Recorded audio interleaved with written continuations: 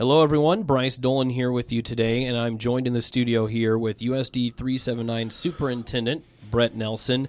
Very tumultuous day yesterday, or I should say night. It happened around 5 o'clock last night.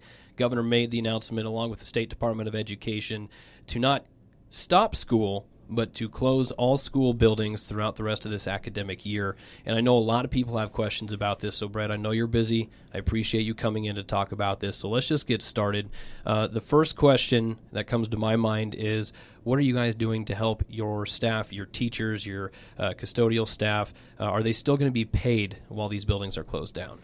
Yeah, that's a good question, and something that we wanted to address right away. You know, there's a lot of uncertainty for obvious reasons, and that was a priority to reassure our staff that they are going to get paid. We held a special board meeting last night. Our Board of Education approved that process, and so what that looks like is essentially for our classified or hourly paid employees, we'll take a look at their last couple of months and what they've averaged for hours worked in an income, and we are guaranteeing that income and that paycheck through the end of the school year as we would have normally done if we were in school as we know it today. Now, that doesn't mean they're not working either, but their hours might look different, their days might look different, but it's what we wanted to do was make a commitment to them, our employees, and as the largest employer in the county, that we are going to commit to making sure that all of our regular employees received a paycheck.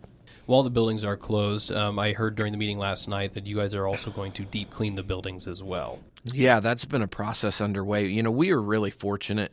Is this a challenge or is it an opportunity? And we've really been trying to look at this, as hard as it may be, that there's a lot of opportunity here, even though it's unprecedented, very unusual, and certainly uncharted waters on so many levels for every educator across our state. But this week was our spring break, and so we, with Mr. Jensen, rallied our custodial staff together and got them the supplies that they needed. And starting on Monday of this week, they have been cleaning every nook and cranny of our buildings, and they are still working very hard and diligently to get that done. And just to give us an idea, how many buildings in the school district are we talking about? Yeah, so we have 5 school buildings, one our school K-12 school down in Wakefield, and then we have Lincoln, Garfield, the middle school, and the high school here in town. And so those have been the main focus, our student attendance centers, and prioritizing getting those cleaned first, and then we'll move on to some of our other non-student centers. All right, and let's keep on with the students here. Now going to be serving the rest of this academic year out at home. You guys have to create a whole online curriculum for the whole student body now. What's the timeline and the process looking at when it comes to that situation? You know, that's a really good question, and I know every parent and student in our county wants to know, wants information, and wants to know what that looks like. So there are some things that we know right now and some things that we don't know. So I'll start with what we do know, and hopefully that'll help reassure our parents and our students. And so we are taking, all of our staff and students are on spring break through Friday. And so we're going to start by bringing in our admin team, and we're going to be working on a few behind-the-scene things so that we're ready and prepared. Our staff will come back next week, and so I'm going to hold a district-wide Zoom meeting for all of our certified and classified staff on Monday, and that's when the work will really begin on what school's going to look like for the next 8 weeks. And so we are using next week, Monday through Friday, as a work preparation, collaboration, rally together as a staff and really develop a curriculum, develop what that's going to look like and how we're going to deliver those educational services to our kids. The good news is KSD, Dr. Watson, our commissioner, can't say enough about his leadership, but he developed a task force last weekend of about 25 teachers across the state of Kansas. One of the 25 on the task force is one of our own, Stephanie Lane, Kansas Teacher of the Year finalist this year. And so she was a part of that task force, and they've been working day and night. And they are developing a framework for every school district in the state of Kansas that will be rolled out to us this evening. Last I heard, 4 or 5 o'clock this evening, we will receive this framework from this task force. And then we are going to take that framework and try to understand that and see how it's going to fit best for the students and staff of Clay County. Then starting on Monday, we are going to start developing teams, rallying and coordinating with our staff to take that framework and that curriculum and put it into a format that works for our kids and our staff, with the idea that we will roll out what school's going to look like for our kids starting the following Monday. I think I said, was that March 30th or March. 31st, Yeah. the end of March, yeah.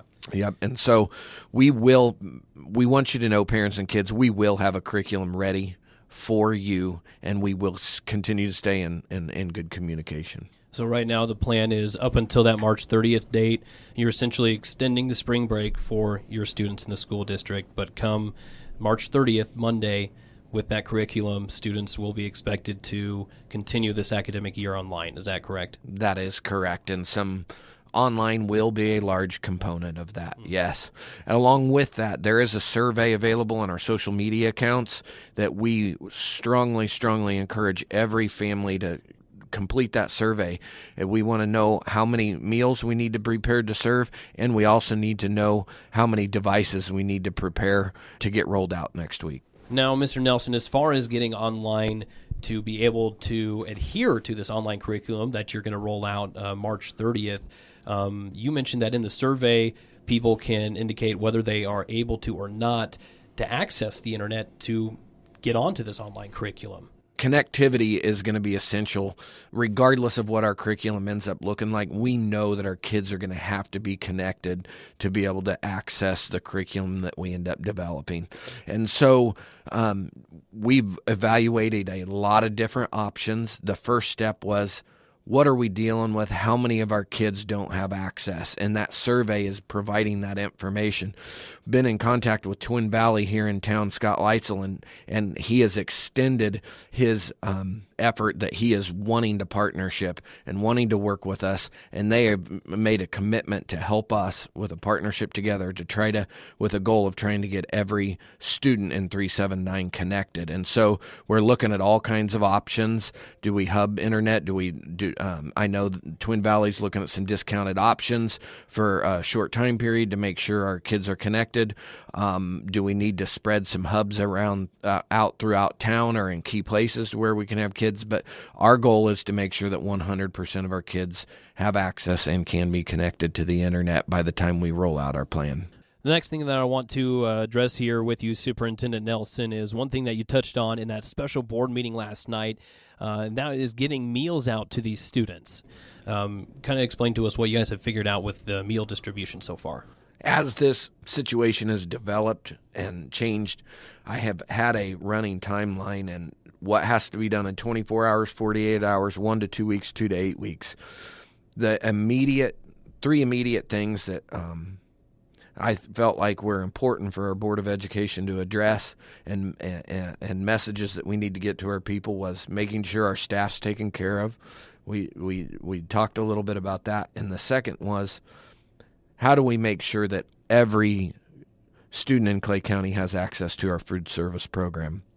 So we've been working behind the scenes on how we're going to accomplish this, how we're going to roll it out. So we filed a waiver with the state. I believe that waiver is well on its way to being approved and will be here by Monday. Our plan is to start feeding students starting on Monday. Again, we are only going to be able to prepare the number of meals that we know of based on the survey that we put out. So again, please fill out that survey, and we're not going to feed only students who qualify for certain criteria. Any student under the age of 18, we will feed for the foreseeable future. Our feeding sites are going to be the high school, Lincoln, Garfield, and Wakefield. We'll have 4 feeding sites. You're going to pull up in your car. The student has to be present at the time, or else we can't serve that meal according to food service guidelines. So we'll have as many meals as we know of based on the survey. You're going to pull up in your car.